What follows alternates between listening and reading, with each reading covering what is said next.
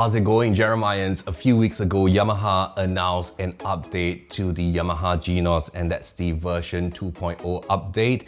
And Yamaha Genos website says that version 2 reflects the priority that Yamaha places on responding to customer feedback in order to meet the requirements of musicians who want to get the most out of their Genos experience, inspiring your playing to evolve along with it and take your performance to the next level. That sounds like very big shoes to fill. So what we're gonna do today is I will be discussing with you and dissecting with you what are some of the major feature upgrades that we can expect in version 2.0 and what does it mean to you as a Genos owner, and also what does it mean to you as a PSR SX900 owner or a PSR S975 S970 owner. Let's have a look at their video. It's very nice starting intro with version 1, and it's now upgraded to version 2. New features.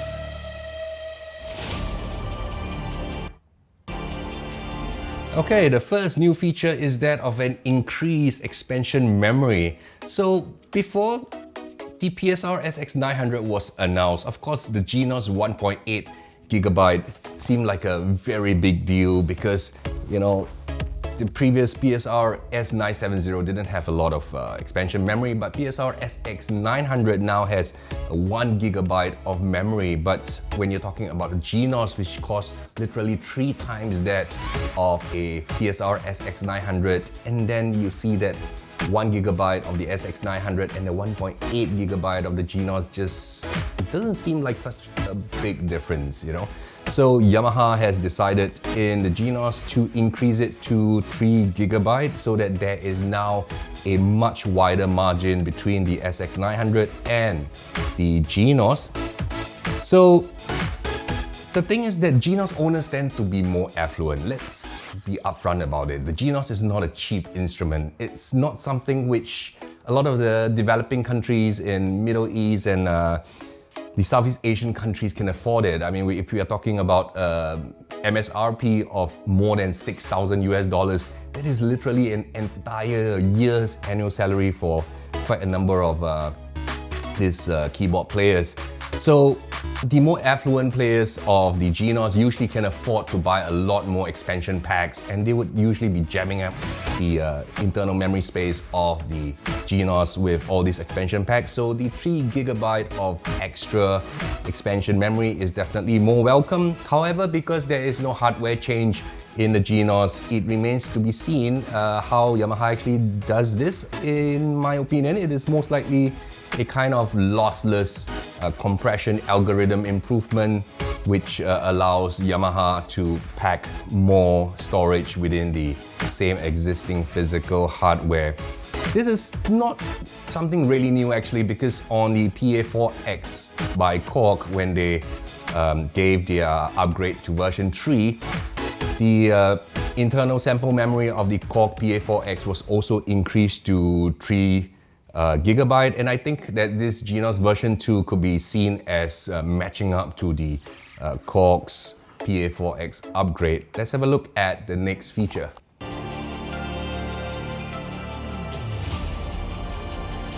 Okay, the next feature is new content, Genos version 2 Superior Pack, and in there will be 50 new styles and 68 new voices, including SA2. So finally, Yamaha has seemed to got the message. When they released the PSR S975, it was extremely heavily criticized by the community that it is essentially just a PSR S970, and Yamaha just thrown in a bunch of expansion packs that wasn't very popular and wasn't selling very well, and not very many people really wanted those extra sounds in the expansion pack. And the cosmetic changes and very minor tweaks in the PSR S970 made it become an S975, and Yamaha took the opportunity to launch it as a brand new model and being able to sell it for a slightly more expensive price. However, Yamaha lost an opportunity for creating goodwill. So if the PSR S970 could have been upgraded with those expansion packs that the S975 already had, you know, there could have been a lot of goodwill in that the existing owners of the PSR S970 would have been a lot happier and would have been a more satisfied user and be more entrenched in the Yamaha arranger ecosystem. So fortunately, the architecture of Genos is such that a lot of it is not so much physical button based, but a lot of it is just a lot of internal software and firmware based. So Yamaha is able to give more styles, free styles actually, and 68 new voices, including the SA2. But it remains to be seen if these styles will be completely new and if these voices are not like rehash expansion packs from their store, which has been around for like a decade and doesn't sell very well.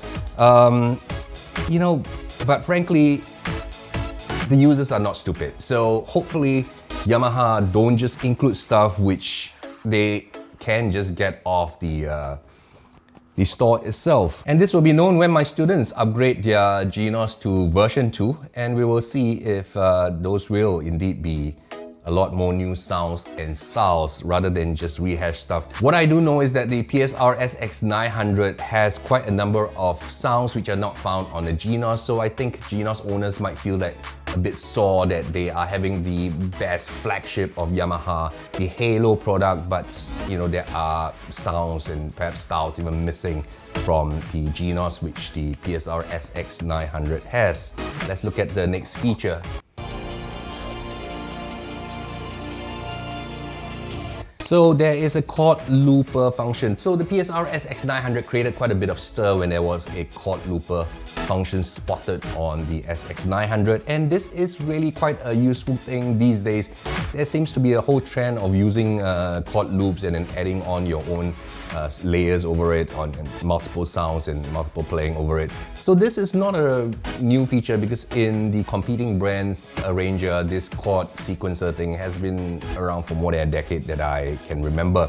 But I think Genos owners were unhappy that this very useful chord looper function, which I think has been requested quite a number of times, is not found on the flagship Genos. And the architecture of Genos is such that there is an opportunity to have this as a completely touchscreen feature. However, it remains to be seen if without a dedicated physical hardware button like that found on the PSR SX900, whether it will still be as convenient to trigger a chord looper function and recording when you need it. So I think this shows a good direction that Yamaha is taking, because the entire context-aware UI allows more features and functions to be added, and you don't have to physically buy a brand new instrument just to get the updated features and functions. Perhaps Yamaha could have even put it at a kind of upgrade path where you pay a small fee and you can download this firmware without having to buy a brand new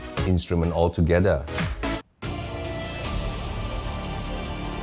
So the next one is the style section reset. So the style section reset feature was introduced in the PSR S975 and is a feature that my students and myself has been found lacking in arranger keyboards, especially those from Yamaha, for a long time. So we have had to find ways around it, because many pop songs has a couple of bars in between these songs that has a shorter duration in that bar, perhaps just 2 beats or 3 beats instead of 4 beats. And we had to always kind of work around it by adding an extra beat just to make sure it all lines up. So with this new style section reset, hopefully this will be a thing of the past, because it was a very useful function on the PSR S975. So can you see that from 975 to SX900 to Genos, and Genos didn't have this function.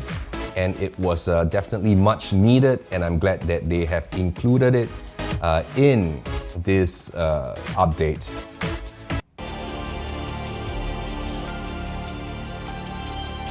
Here we have the scale tune.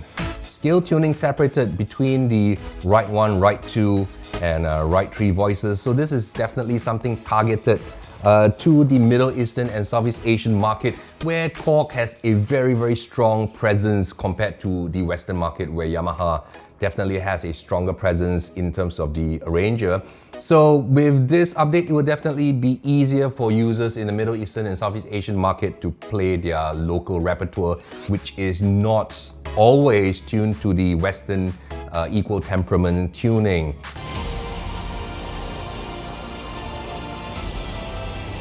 Some of the new updates I see is like, for example, these small updates like a better improved style creator UI. It'll be easier to move around, create your own styles. Hopefully that will be a big improvement. I need to see the update when it is released to see if it actually improves it very much. I think one of the other things that is very, very welcome is the number of effects that the user can apply. So apparently now there can be more user effects that can be applied at the same time.